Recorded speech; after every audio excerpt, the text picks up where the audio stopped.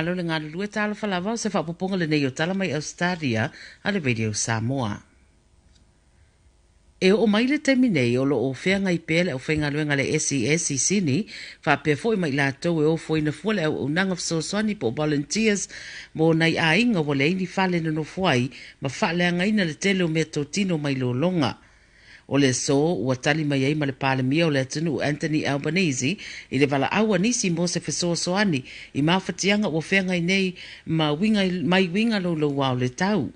Toi titi ono se furu wafe tangata i New South Wales, o fautuaina ia alo fia le toi fo iane i o lātou fale, ona ele o saunga le mu, e mai se lava nei tangata lo au mau le Hunter Region, o tai au le ua whaelo mai le palemia te tauna amata mawai, pei meni a tangata e fesoson iai, mai le malo whapea fo i ma le Commonwealth, ma ole a vea lea ma se fesosoani mo i lātou, o loo iai whae tu e lua se furu tolu ua wha mawina le matua ia a fia i lo longa. O se peimeni e a fiai ia le ta iafe tā la mō tangata mātutua ia ma le whase lau mō tamaiti pe a whai e anga waa. A o iei pēr sini tūlanga whale tonu o awala mō whemalanga inga ono le lolo wao le tau o whao popo atu ai ma le wha whita uli mō tangata whemalanga i le vai o sanei le whao wau pēr o solu te te e lau whainga ruenga i trains. Wale tadia le Fair Work Commission le tau mawhainga le malo e tau fia solo te e ia ma ia na o le fitu se 10% o trains o lo whao ngai nei le so ma le aso whareile. Whaimele Premier Dominic Perrottet o nei ngā yoinga uma ua whaaporokiki ma ua whai e se tūlanga le lei. Pei tai o lo whina o mai le uni matangata whainga luenga i trains ia si itia ia o lātou tutongi o le mautau ave lea pei o na whinau mai ai ai le o iai lava se tali le lei. O le so walo iai le mawhai o na tatalaina atu ia tua oio Ausetalia iso se tangata i se visa malanga mai ai e au fiai matangata ele i whai ni tui pui pui. Whai mai le ofisa siri o le soifua malaloina o Dr. Kerry Jant o le wave fou lea o le wha mai ua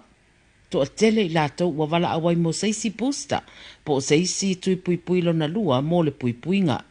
O lo whaataria i le so se tala la tamai le mata upu lea pe a mai ale whonu tanga o lo whanga solo a taitai ele au nanga tau le soifua malaloina pe o le a wha au fia atu lo matangata i lalo mai o le ono se furu lima tau sanga le mātutua i se pusta lo na lua o lo o au fia i le taiminei na o tangata ta i ono se furu lima tau sanga ia mai lātou e iai isi tūlanga e a fiai tau le soifua malaloina wha pia fo i mai lātou e iai mana onga tu mau. I ta alonga o le li o Reese Walsh o le ato e anga i ese mai ma le Warriors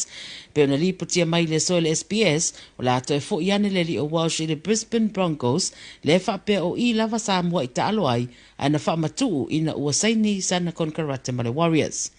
Lona winga la ua whailua o le ato e fo iane le Broncos ai le o whailua mai se mafua anga o le nei tūlanga.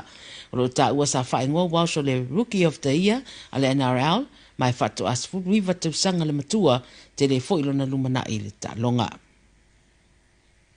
Ma le tala mulimuli, wa whatu mawina pēli poti le lei o le au hockey, a le tūpau ta mai ta ia Ausetalia le hockey rules, le fo iwa manu malo mai i a Belgium i ai e lua i le le ai, i le ipo le lalolangi o loo wha solo, le ta longa o loo whai i Spain. E le tau mate o le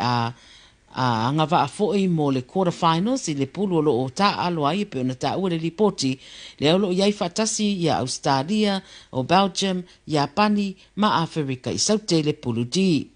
o lo fa sala la wina sa o ia ta longa le ipo le langi i le Foxtel ma le Keo ma o le ta longa le aso o ai le hockey rules o le afitau ia i lo ma le au malosi mai Afrika i saute i le aso atai au. To tele o lo moli mawina ma mai moina fo ia ta longa ta po ia i le tau mawhai le au Ausetalia i ia fo i wha moe te tele o le langi i le ta longa hockey. O tala ia le video Samoa mai Ausetalia mo le nei fo ia au.